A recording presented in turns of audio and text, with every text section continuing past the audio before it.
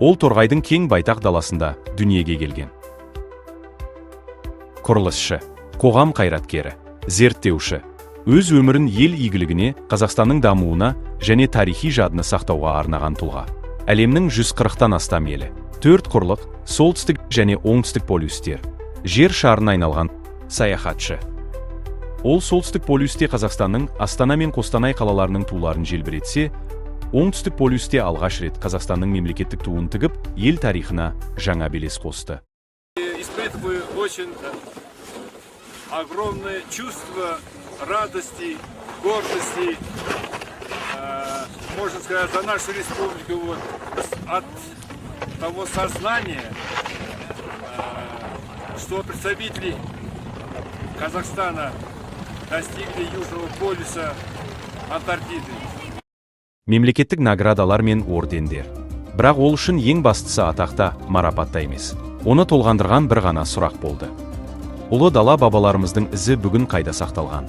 Мыңдаған шақырым жол, жүздеген тарихи ескерткіштер. Көпшілік жауапты кітаптан іздегенде ол жолға шықты. Шекаралардан өтті.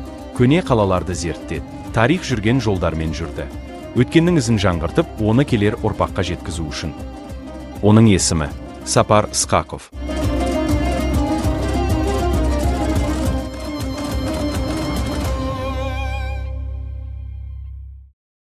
Бұл енді біздің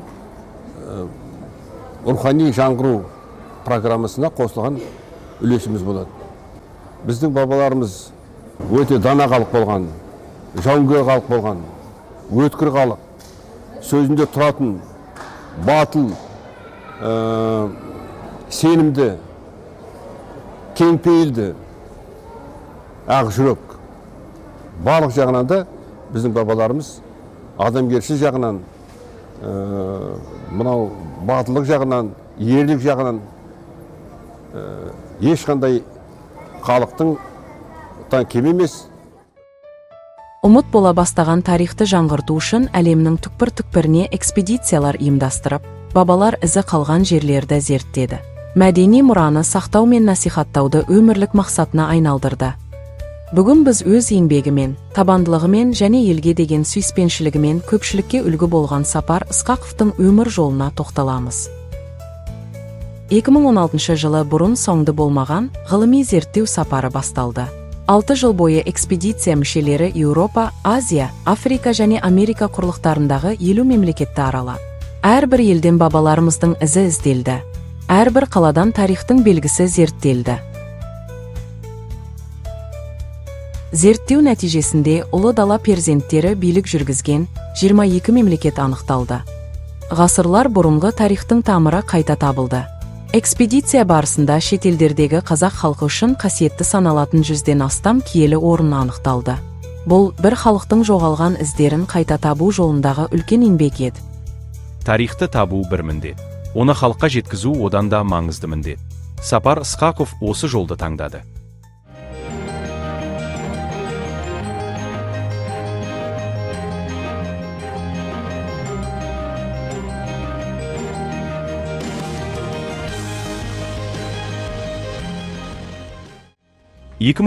жылдан бастап Қазақстанның республикалық телеарналарында туризмге, мәдениетке және ұлттық тарихына арналған бабалар ізімен деректі бағдарламалар шығуға бастады. Барлығы 130-дан астам деректі фильм мен 200-ден астам телерепортаж әлемнің 112 елінде 5 тілде көрсетілді. Тарихта өшпес із қалдыру бар ғұмырын туған жеріне, халқына және болашақ ұрпаққа арнаған жанның ғана қолынан келеді.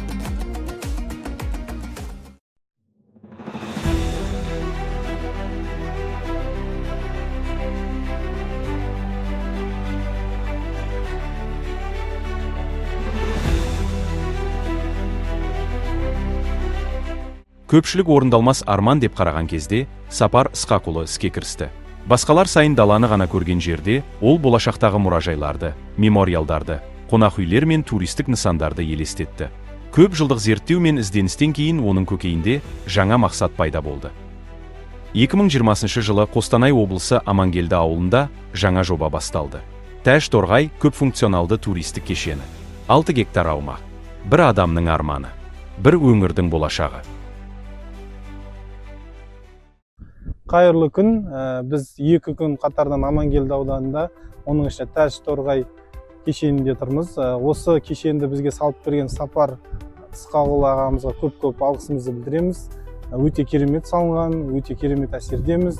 Еліміздің және Торғай өңіріндегі осындай туризм саласы бұдан да ілгері дамып, әлемді мойындатқан ірі кешендердің біріне айналады деп сенімдеміз. Өйткені себебі бұнда әрбір ұлы тұлғалардың жерленген жерінен және шет мемлекеттерден, Қазақстанның түкпір-түкпірінен жерленген жаңа ұлы тұлғалардың топырағының капсуласы осы жерде орналасқан және әлемдік деңгейдегі мойындалып сертификатына ие болған екен. Бұл өте Торғай өңірі үшін қуантарлық жағдай.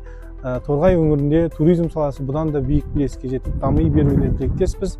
Сапар әкемізге көп рахмет. Рахмет.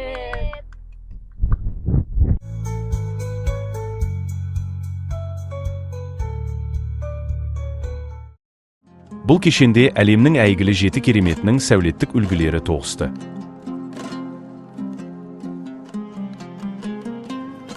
Әр халықтың байлығы оның жады. Осы идеядан ұлттың жады қабырғасы дүниеге келді. Ұлттың жады қабырғасы бұл тасқа жазылған біздің тарихымыз.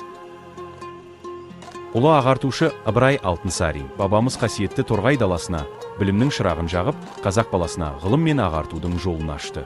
Сол бір шырақтың жарығынан ел тағдырын арқалаған Ахмет Байтұрсынұлы, Міржақып Дулатұлы, Ахмет Бірімжанов сынды ұлы тұлғалар қалыптасты. Бұл бір ұстаз жаққан білім шырағының ұлт болашағына айналғанының айқын көрінісі. Бүгінде біз сол бабалар аманатына адал болып, халқымыздың бай мәдениеті мен терең тарихын әлемдік сәулет өнері арқылы танытып келеміз. Бұл өткенді ұлықтап қана қоймай, келешекке жол ашатын игі бастама. Осы еңбектің жалғасы ретінде ертең елін әлемге танытатын жаңа тұлғалар өсіп жетіліп, ұлт рухын жаңа белестерге көтеретініне сенеміз. Осы нысан жас ұрпаққа тарихымызды танытып, тағылым беретін қасиетті орынға айналуы мүмкін. Оның маңында тарих сабақтарын өткізіп, елдік пен отаншылдықтың мәнін ұғындыруға, жас сарбаздардың ант қабылдау рәсімдерін өткізуге және тағылымды кездесулер ұйымдастыруға болады. Ұлы бабаларымызға тағзым ету бүгінгі ұрпақтың қасиетті парызы. Өткенін ұлықтап, бабалар аманатын ардақтаған халықтың рухы ешқашан өлмейді. Артында аруағын ардақтап, есімін ұлықтайтын ұлы халқы бар ел мәңгі жасайды. 2025 жылы жоба халықаралық деңгейде мойындалып, дүниежүзілік Global Book of Records рекордтар кітабына енгізілді.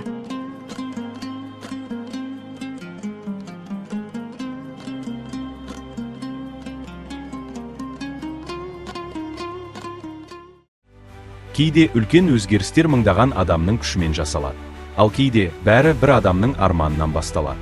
Экспедициялар, ғылыми зерттеулер, тележобалар, деректі фильмдер, туристік кешендер, ұлттың жадыны сақтау жолындағы бастамалар. Мұның бәрін бір идея біріктіреді. Өткенді болашақпен жалғау, халықтың тарихи санасын жаңғырту, туған жерге қызмет ету. Жаяудың да шаңы шығады, жалғыздың да дауысы шығады деген ұстанымды өмірлік мұратқа айналдырған жанның жолы табандылықтың жолы. Бірақ тарихта кейде бір адамның үні тұтас ұлттың жадына айналады. Сапар Ысқақовтың өмір жолы соның дәлелі.